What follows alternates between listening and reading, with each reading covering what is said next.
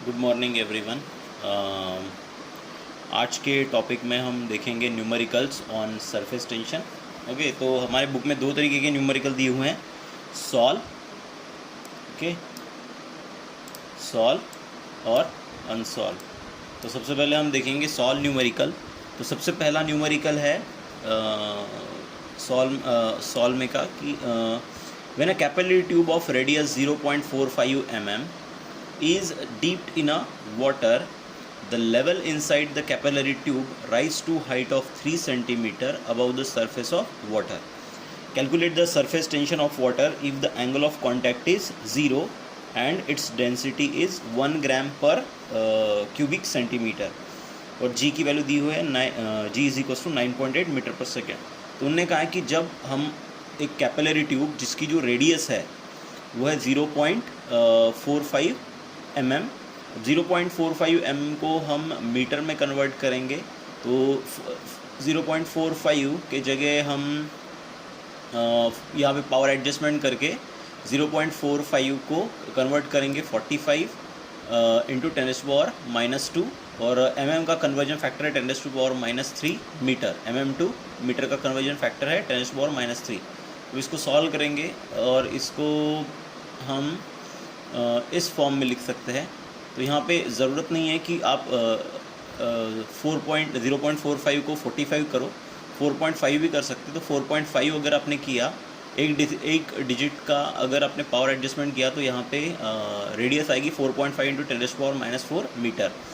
अब जो हाइट है, जब जैसे ही हमने कैपिलरी ट्यूब इस रेडियस की लिक्विड में मीन्स वाटर में डीप की, तो जो हाइट है हमारे लिक्विड कॉलम की वो दी है, वो है 3 सेंटीमीटर। तो 3 को भी हमने मीटर में कन्वर्ट किया, 3 into 10⁻⁻2 metre. Angle of contact जो दिया हुआ है ग्लास और वाटर के बीच का वो है 0 डिग्री और जो जी की वैल्यू है वो है 9.8 मीटर पर सेकेंड। यहाँ पे डेंसिटी दी हुई है वाटर की डेंसिटी है 1 ग्राम पर सेंटीमीटर क्यूब। अब हमें इसको ये CGS में दिया हुआ है, हमें इसको MKS में कन्वर्ट करना है या फिर SI में कन्वर्ट करना है।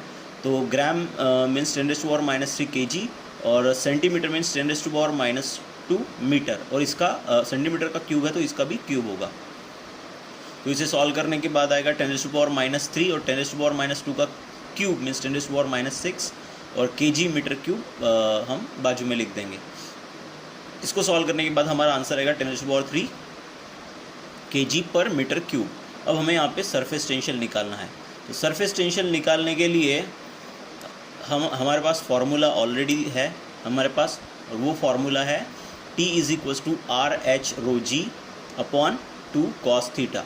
तो यहाँ पे R की भी वैल्यू है हमारे पास, H की भी वैल्यू है, रो की भी है, G की भी वैल्यू है और थीटा की भी वैल्यू है।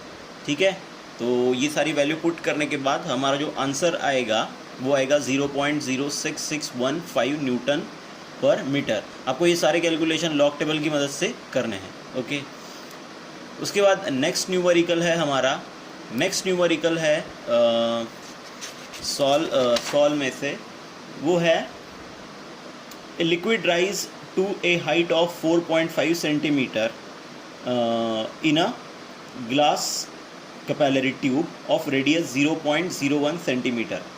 लिक्विड जो है हमारी कैपिलरी ट्यूब में राइज हो रहा है 4.5 सेंटीमीटर पर, ओके, या 4.5 सेंटीमीटर इतना। ये हमारी कैपिलरी ट्यूब हुई, समझ लीजिए। इसे हमने लिक्विड में डीप किया, ओके, ये हो गया हमारा लिक्विड कंटेनर। तो जो लिक्विड यहाँ तक ऊपर आया, तो ये जो हाइट, ये हो गई हमारे लिक्विड कॉलम की हाइट, ओके, ये हो गई हमारे लिक्विड कॉलम की हाइट। तो ये जो हाइट है वो है 4.5 सेंटीमीटर। अब यहाँ पे H1 लिखा हुआ है क्योंकि हम यहाँ पे दो केसेस देखने वाले हैं, ये हुई। ठीक है, तो यहाँ पे क्या दिया हुआ है, जब हमने इस कैपिलरी ट्यूब को इस लिक्विड में डीप किया, जो भी लिक्विड है, तो जो हाइट थी लिक्विड कॉलम की वो थी 4.5 सेंटीमीटर और रेडियस ऑफ कैपिलरी ट्यूब हमें दिया हुआ है, रेडियस ऑफ कैपिलरी ट्यूब है 0.01 सेंटीमीटर। अब उन्होंने इस क्वेश्चन में आगे हमसे पूछा है what will be the height of liquid column in a glass capillary tube of radius 0.02 centimetre. अगर हमारे ग्लास कैपिलरी ट्यूब की जो रेडियस है वो 0.02 सेंटीमीटर हो गई, तो उस लिक्विड में जब हम इस रेडियस की कैपिलरी ट्यूब डीप करेंगे तो फिर लिक्विड कॉलम की हाइट क्या होगी। तो हमारे पास इसको सॉल्व करने के लिए हमारे पास सरफेस टेंशन का फॉर्मूला है फॉर इन ए कैपिलरी, जिसको हमने कैपिलरी एक्शन से डिराइव किया था, T is equals to RH rho g 2 cos theta. अब इससे हम H का फॉर्मूला, इस फॉर्मूले को रीअरेंज करके हम H का फॉर्मूला बनाएंगे। तो H का फॉर्मूला हुआ 2T cos theta upon R rho g। अब सबसे पहली बात यहाँ पे समझने की है कि हमारा लिक्विड जो है और जो भी हमारी कैपिलरी ट्यूब का मटेरियल है वो बदला नहीं। कैपिलरी ट्यूब अगर पहले ग्लास की थी तो अभी भी ग्लास की ही है, और जो भी ठीक है, तो ये एक समझने वाली बात है। तो यहाँ पे जो सरफेस टेंशन है लिक्विड हमने बदला नहीं, तो सरफेस टेंशन कांस्टेंट रहेगा। हमने ग्लास कैपिलरी ट्यूब का मटेरियल, हमने जो हमारी जो कैपिलरी ट्यूब है उसका मटेरियल नहीं बदला हमने, तो एंगल ऑफ कांटेक्ट भी कांस्टेंट रहेगा। लिक्विड सेम है तो उसकी डेंसिटी भी कांस्टेंट रहेगी, और जी मतलब एक्सेलरेशन ड्यू टू ग्रेविटी हमेशा कांस्टेंट रहता है। तो ये चारों पैरामीटर्स इस न्यूमेरिकल में कांस्टेंट है। तो इसके ऊपर से हम लिख सकते हैं H is inversely proportional to R। तो H जो है हमारा वो इन्वर्सली प्रोपोर्शनल रहेगा R को। Okay,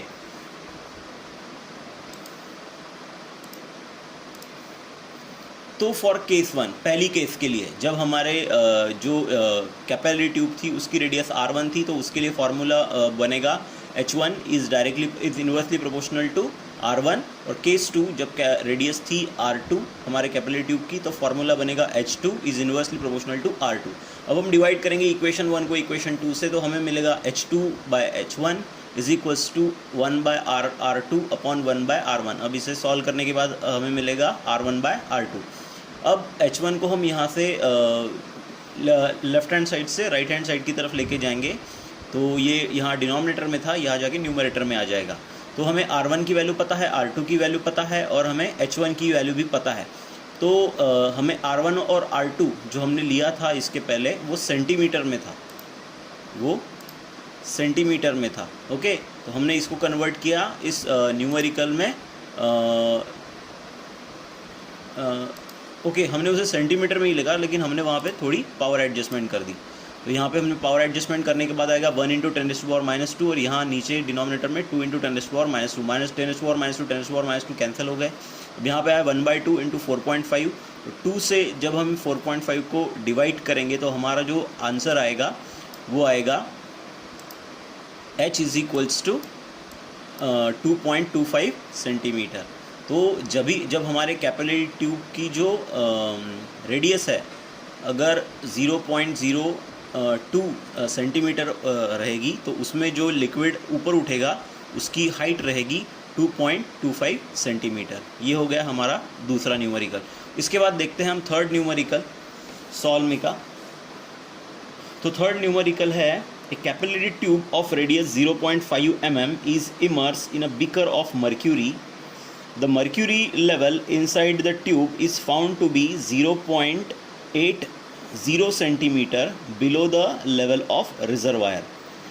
Determine the angle of contact between mercury and glass.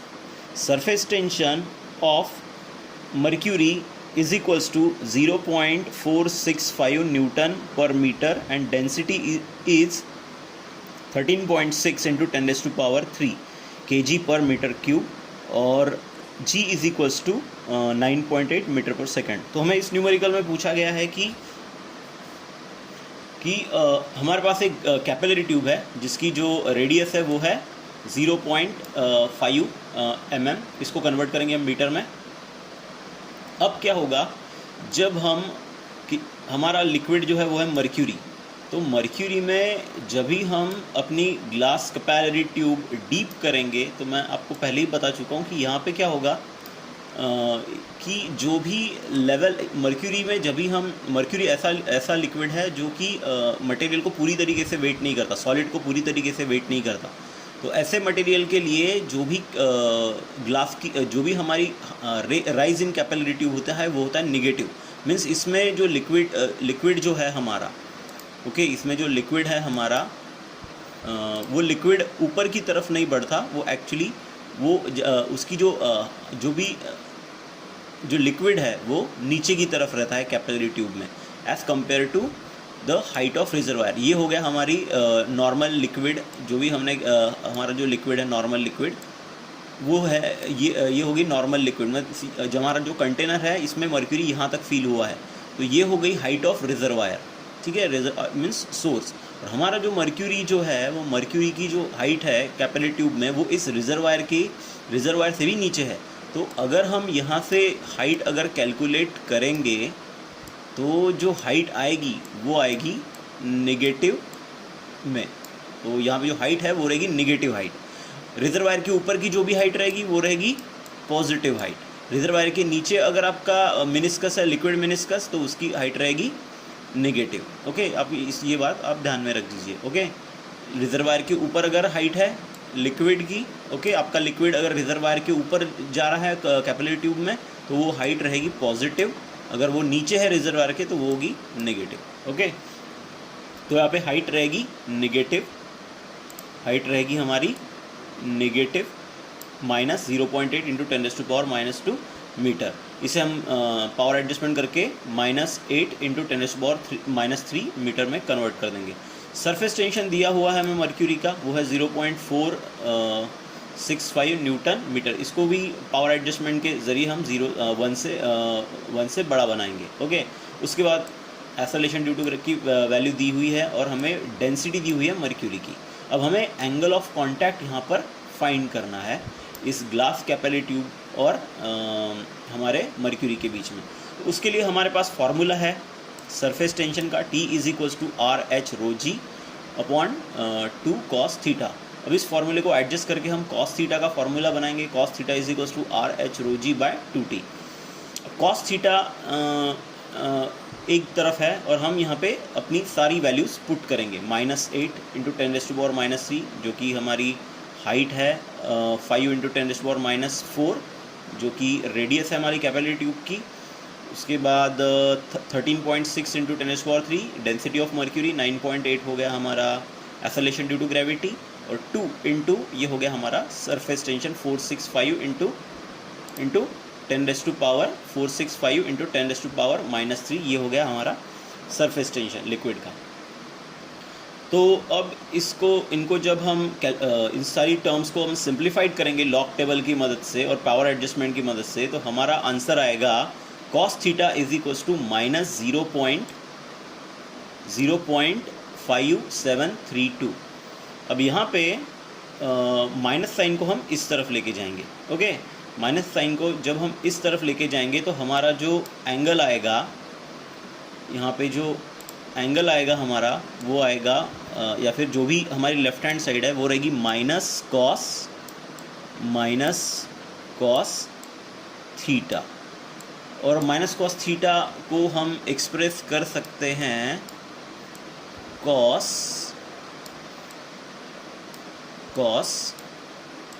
Pi minus theta के फॉर्म में। ओके, इस तरीके से हम ये फार्मूला है माइनस कॉस थीटा का, minus cos theta = cos pi minus theta. Okay, तो हमने माइनस कॉस थीटा = पाई माइनस थीटा, ये हो गया हमारा फार्मूला। ये फार्मूले को आपको ध्यान में रखना है। और पाई = आप सबको पता है पाई = 180 degree. Okay, pi = 180 degree. Pi means this is the pi angle is in the pi radian, so pi radian = 180 degree. I already explained this thing in the class. Okay, तो मैं ये पहले भी एक्सप्लेन कर चुका हूँ कि पाई रेडियन मतलब 180 डिग्री क्यों होता है। और उसके बाद बस हम माइनस कॉस थीटा की जगह पुट करेंगे cos पाई माइनस थीटा = 0.5732। अब पाई माइनस थीटा को एक तरफ रखते हैं हम लोग। पाई मीन्स 180 डिग्री = cos इनवर्स 0.5732। अब cos इनवर्स 0.5732 की वैल्यू कैसे फाइंड करना, ये मैंने इसके पहले के वीडियो में इसके बारे में डिटेल में बताया है। ओके, तो आप उस वीडियो को देखने के बाद ही आपको ये पता चलेगा कि कॉस इन्वर्स की वैल्यू किस तरीके से फाइंड की जाती है by using the natural cosine table. Okay, पर 0.5732 की जो वैल्यू आएगी वो आएगी इधर पाई मीन्स आएगा अपना 180 degree, okay, minus theta, theta is angle of contact, और ये जो वैल्यू आएगी हमारी, ये आएगी कॉस इनवर्स 0.5732 की जो वैल्यू आएगी वो आएगी 55 डिग्री 2 मिनट्स। ओके, तो यहाँ से यहाँ पे, ओके, तो हमारी जो आंसर आएगा वो ये आएगा, या फिर इसके नियर अबाउट भी आंसर आ सकता है आपका, ज़रूरी नहीं कि यही है, इसके नियर अबाउट आंसर आ सकता है आपका। ओके, फिर हम क्या करेंगे, इस इक्वेशन को रीअरेंज करेंगे, तो फिर यहाँ पे आएगा theta is equals to 180 degree, okay, minus 55 degree 2 minutes. इसको सिंप्लीफाइड करने के बाद आपको आंसर मिलेगा, इसके पहले के वीडियो में हम देख चुके हैं कि एंगल को किस तरीके से सब्सट्रैक्ट किया जाता है। तो यहाँ पे हमारा आंसर आएगा 124 डिग्री और 58 मिनट। Okay, 124 degree 58 minute. तो ये हो गया हमारा एंगल ऑफ कांटेक्ट मर्क्यूरी और ग्लास के बीच का। ओके, तो आप देख सकते हैं कि ये जो एंगल है ये ऑब्ट्यूस एंगल है। ओके, तो ये हो गया हमारा एग्जाम्पल नंबर 3। अब नेक्स्ट एग्जाम्पल देखते हैं हम, एग्जाम्पल नंबर 4। अब एग्जाम्पल नंबर 4 में क्या दिया हुआ है देखते हैं हम। एग्जाम्पल नंबर 4 में दिया हुआ है कि water rise to a height of 4 centimeter in a certain capillary tube. If the same capillary tube is dipped into mercury, the level of mercury decreases to 3 centimeter. Compare the surface tension of water and mercury. If the density of mercury and water are 13.6 into 10 raised to power 3 kg per meter cube and 10 raised to power 3 kg per meter cube respectively. Angle of contact for water is 0 degree and that of mercury is 135 degree. तो हमें यहाँ पे क्या दिया हुआ है, हमें कहा गया है कि जो वाटर है हमारी कैपिलरी ट्यूब में वो राइज होता है जब हम हमारी कैपिलरी ट्यूब को वाटर में डीप करते हैं, तो हमारा जो राइज इन कैपिलरी ट्यूब है वो है 4 सेंटीमीटर। ओके, जिसे हमने मीटर में कन्वर्ट कर लिया। ओके, अब वो कह रहे हैं कि अगर हम इस सेम कैपिलरी ट्यूब को अगर मर्क्यूरी में डीप करें तो वहाँ पे जो हाइट मिल रही है हमें वो मिल रही है -3 सेंटीमीटर। ओके, और means it is below the reservoir. अब उसके बाद उन्होंने हमें कहा है कि हमें सरफेस टेंशन कंपेयर करना है मर्क्यूरी और वाटर का, और वाटर और मर्क्यूरी का। तो हमें यहाँ पे T1/T2 का रेशो निकालना है। कंपेयर करना मीन्स जब भी हम दो फिजिकल क्वांटिटी को कंपेयर करते हैं हम उनका रेशो फाइंड करते हैं। तो हमें surface tension of water to the surface tension of mercury, इन दोनों का रेशो निकालना है। उसके लिए उन्होंने क्या दिया हुआ है हमें, उसके लिए हमें उन्होंने डेंसिटी दी हुई है वाटर की और मर्क्यूरी की। हमें उन्होंने एंगल ऑफ कांटेक्ट दिया हुआ है वाटर और मर्क्यूरी का। यहाँ पे एंगल ऑफ कांटेक्ट की वैल्यू है 0 डिग्री वाटर के लिए, तो हमने उससे कॉस थीटा की वैल्यू को फाइंड कर लिया। उसके बाद हमें जो मर्क्यूरी है, मर्क्यूरी के लिए कॉस थीटा की जो वैल्यू है वो है 135 डिग्री, तो हमने उससे कॉस थीटा की वैल्यू को फाइंड कर लिया। ओके, यहाँ पे ये हो गया कॉस थीटा 1। ओके, यहाँ पे ये हो गया कॉस थीटा 2 फॉर मर्क्यूरी। तो यहाँ पे वन जो हमने इस्तेमाल किया है H1 ρ1 θ1 ये सारे हम वाटर के लिए है, और H2 ρ2 θ2 ये सारे मर्क्यूरी के लिए हैं। तो cos θ2 इज इक्वल्स टू आएगा cos 135 डिग्री और यहाँ पे हम वही फार्मूला इस्तेमाल करेंगे, थीटा ये वाला हमारा formula cos pi minus theta is equals to minus cos theta. तो यहाँ पे 135 को हम डिस्क्राइब कर सकते हैं या फिर लिख सकते हैं 180 डिग्री माइनस 45 डिग्री।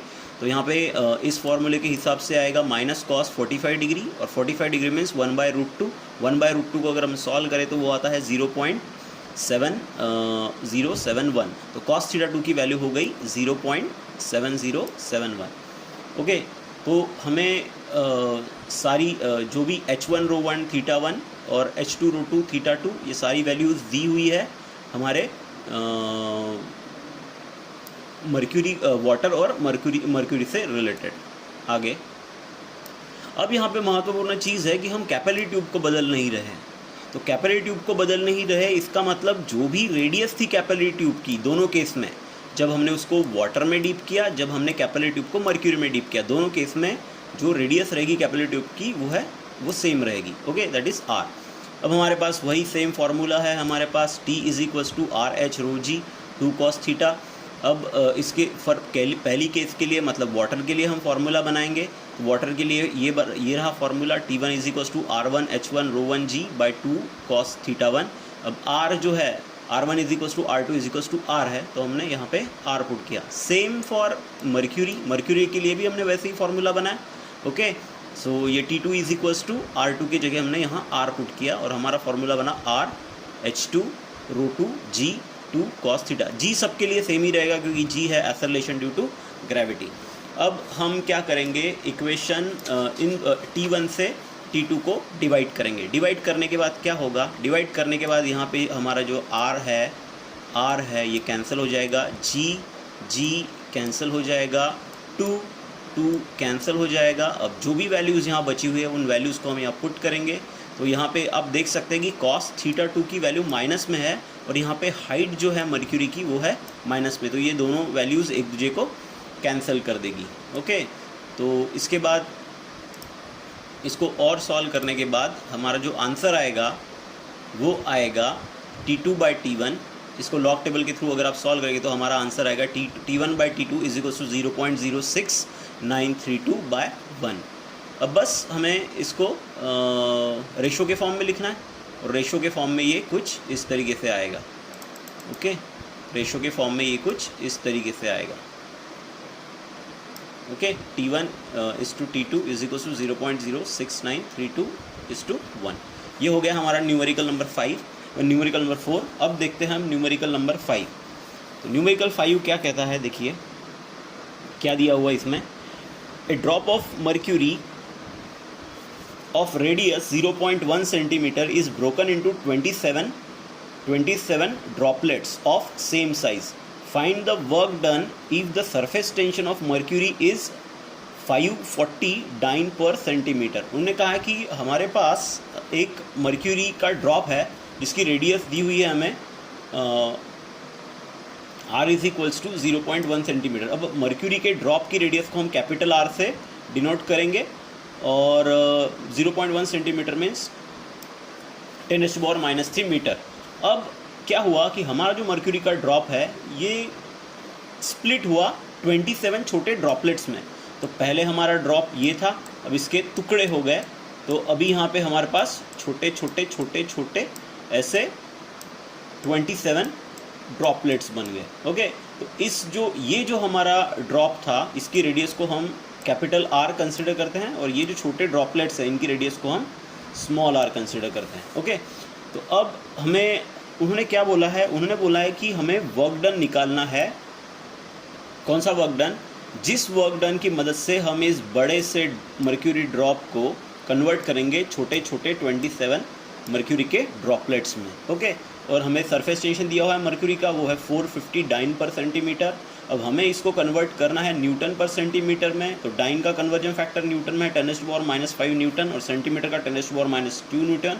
इसको हम सॉल्व करेंगे तो हमें मिलेगा surface tension in terms of newton per metre which is nothing but 540 into 10⁻³ newton per metre. अब यहाँ पे हम कंसिडर कर रहे हैं कि जो R है स्मॉल r, ये है रेडियस है हमारे छोटे छोटे ड्रॉपलेट्स की। हमारे जो छोटे छोटे ड्रॉपलेट्स है उनकी जो रेडियस है वो है स्मॉल r। ओके, अब महत्वपूर्ण चीज़ यहाँ पे ये है कि जब कोई बड़ा ड्रॉप स्प्लिट होता है, जब कोई बड़ा ड्रॉप स्प्लिट होता है छोटे ड्रॉप्स में, तो उसका सरफेस एरिया बदल जाता है। ओके, सरफेस, ओके, सरफेस जो है, okay, surface, okay, is change. Okay, यहाँ पे कर्सर के थ्रू लिखने के कारण हैंड राइटिंग उतनी अच्छी नहीं आती, तो सरफेस जो है वो क्या हो जाता है, बदल जाता है। बट वॉल्यूम जो है, ओके, जो वॉल्यूम है हमारे दोनों केस में वो रहता है कांस्टेंट, वो रहता है, ओके, कांस्टेंट, वॉल्यूम रहता है हमारा कांस्टेंट। ओके, तो फिर से एक बार मैंने कहा कि जब हमारा ड्रॉप, बड़ा ड्रॉप छोटे छोटे ड्रॉपलेट्स में कन्वर्ट होगा तो उसका सरफेस एरिया बदल जाएगा, पर उसका वॉल्यूम जो है वो क्या रहेगा, सेम रहेगा। ओके, तो हम यहाँ पे वही लिख रहे हैं, हम वही कंडीशन का इस्तेमाल करेंगे। किस लिए? क्योंकि हमें इस कैपिटल आर और स्मॉल आर के बीच का डिफरेंस पता करना है। ओके, तो difference in the sense relation पता करना है। ओके, कैपिटल आर और स्मॉल आर के बीच का रिलेशन पता करना है, तो उसके लिए हम लिखेंगे volume of n droplets is equals to volume of drop. तो वॉल्यूम ऑफ एन ड्रॉपलेट्स कैसे निकालेंगे हम, 27 ड्रॉपलेट्स है हमारे, और multiplied by volume of single droplet. तो सिंगल और ड्रॉपलेट क्या आएगा, 4/3 pi r cube. All droplets are spherical in nature, तो इसके कारण हम स्पीयर के वॉल्यूम का फॉर्मूला यहाँ पे यूज़ करेंगे। ड्रॉपलेट्स की रेडियस स्मॉलर है तो यहाँ पे स्मॉल आर, और यहाँ पे वॉल्यूम ऑफ ड्रॉप में एक ही ड्रॉप था हमारा, तो 4/3 pi R, pi capital R cube. Capital R हो गई रेडियस हमारे बड़े वाले ड्रॉप की। अब इसको सिंप्लीफाइड करेंगे हम, यहाँ पे 4/3 पाई, 4/3 पाई, 4/3 पाई, 4/3 पाई कैंसिल हो जाएंगे, यहाँ बचेगा 27 R cube is equals to R cube. अब यहाँ पे हम क्यूब रूट लेंगे तो हमें मिलेगा रिलेशन आर और स्मॉल आर के बीच का आएगा, जो कि आएगा are is equals to 3r। हमें यहाँ पे स्मॉल आर की वैल्यू चाहिए, हमें जो स्मॉल आर की वैल्यू चाहिए, तो small R is equals to क्या आएगा, कैपिटल R/3। अब हम सबको ये फॉर्मूला पता है, हम ऑलरेडी डिराइव कर चुके हैं। Surface tension is equals to work done per unit area, work done is equals to surface tension into area, that is change in area. So change in area क्या होगा, initial final area minus initial area.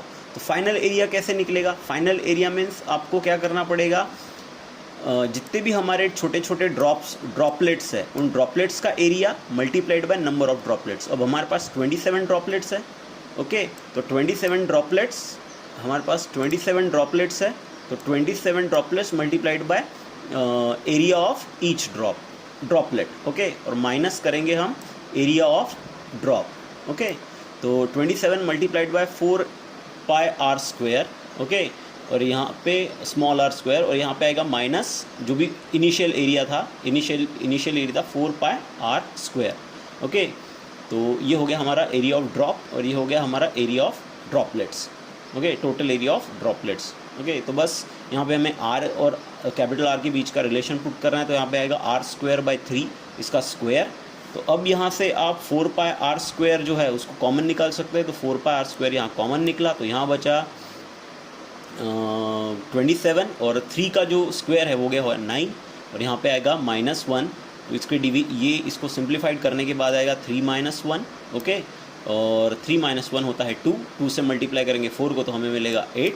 और यहाँ पे हमारे पास t की value, पाई की value और r की वैल्यू ऑलरेडी दी हुई है। हम ये सारी वैल्यू इसमें पुट करेंगे तो हमें मिलेगा वो वर्क डन जिसके मदद से हम उस बड़े से उस जो भी ड्रॉप है हमारा मर्क्यूरी का, उस ड्रॉप को हम कन्वर्ट करेंगे 27 छोटे ड्रॉपलेट्स में। ओके, तो इस तरीके से हम ये न्यूमेरिकल सॉल्व करेंगे। Okay, so that's it for today, thank you.